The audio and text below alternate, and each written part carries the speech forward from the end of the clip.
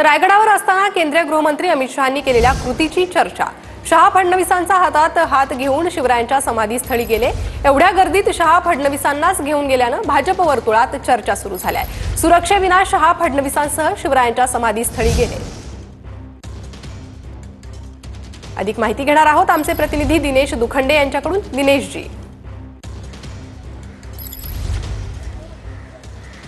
बघा, केंद्रीय गृहमंत्री अमित शहा यांचा 2 दिवसापूर्वी रायगड दौरा पार पडला, पण आता 2 दिवसांनंतर अमित शहा यांच्या रायगड दौऱ्याची चर्चा सुरू आहे। अमित शहा यांच्या एका कृतीमुळे हा दौरा सध्या चर्चेत आहे किंवा त्या कृतीची चर्चा आहे असं भाजप वर्तुळात म्हटलं जातं आहे।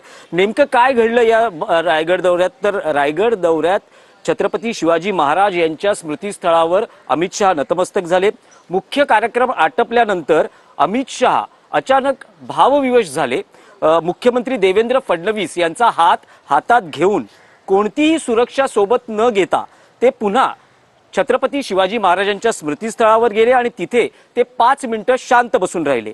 हे सगळं जे काही घडतं आहे हे सुरक्षा व्यवस्थेलाही कळलं नाही की नेमकं काय घडते आणि उपस्थित भाजपचे नेतेही अवाक झाले। जे काही सगळं सुरू होतं, जी काही कृती किंवा जे काही घडत होतं फडणवीस आणि अमित शहांमध्ये, आणि एवढ्या गर्दीत अमित शहा यांनी फक्त देवेंद्र फडणवीस यांना स्मृतीस्थळी घेऊन जाणं आणि त्यांच्या स्मृतीस्थळी 5 मिनिटं ते वेगळे का बसले असावेत याची चर्चा आता भाजप वर्तुळात सुरू झालेली आहे।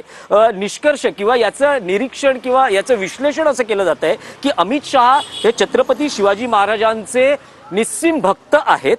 शिवाजी महाराजांबाबत अमित शहांचं अफाट वाचन आहे। छत्रपती शिवाजी महाराजांचं कुशल प्रशासन, युद्धनीती, गनिमी कावा यांचा अमित शहा अनेकदा आपल्या राजकीय डावपेचांमध्येही वापर करत असतात।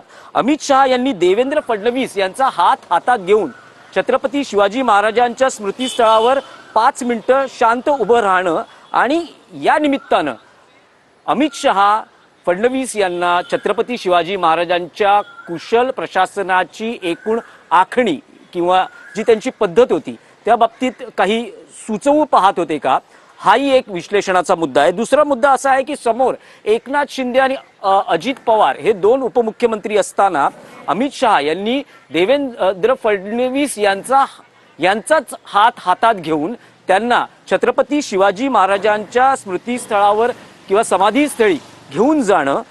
देवेंद्र फडणवीस हे आता मुख्यमंत्री आहेत आणि आपण बघतो की महाराष्ट्राच्या राजकारणात अनेकदा थोड्या बोड्या कुरबुरी सुरू असतात। तर या माध्यमातून अमित शहा यांना देवेंद्र फडणवीस हेच आता राज्याचं नेतृत्व करतील असं तर सुचवायचं नव्हतं ना, अशी ही चर्चा या निमित्तानं भाजपच्या वर्तुळात सध्या ऐकायला मिळते आहे। अगदीच, त्यामुळेच या चर्चांना उधाण आले। दिनेशजी, धन्यवाद या सविस्तर माहितीसाठी। नाही, ते एक नवीन बेबंदशाही नाटक त्यांनी जे तयार केलेलं आहे, बेबंदशाही, त्या बेबंदशाहीचा हा एक पार्ट आहे। नाही, ते एक नवीन बेबंदशाही नाटक त्यांनी जे तयार केलेलं आहे, बेबंदशाही, त्या बेबंदशाहीचा हा एक पार्ट आहे।